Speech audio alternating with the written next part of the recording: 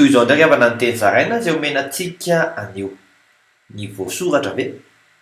Mangatà dia omena.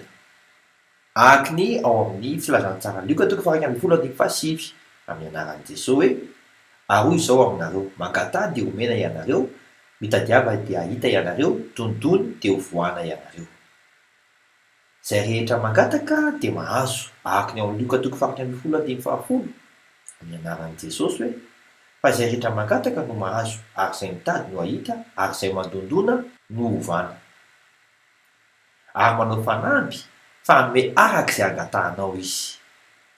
Araka ny ao amin'ny Lioka toko faha 10 amin'ny anaran'i Jesosy hoe koa raha ianareo na dia ratsy aza mahalala hanome zava-tsoa ho an'ny zanakareo, tsy mainky havan'ny ray izay any an-danitra no hanome fanahy masina ho an'izay mangataka aminy.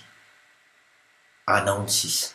Vavaka isika, ray ô, aoka ho tanteraka eo amin'ny fiainanay ny voasoratra, fa ianao no mpiandry anay, ary tsy hanan-java-mahory izahay mandrakizay. Amin'ny anaran'i Jesosy Kristy velona avy any Nazareta. Amen. Mandra-piaona tompoko.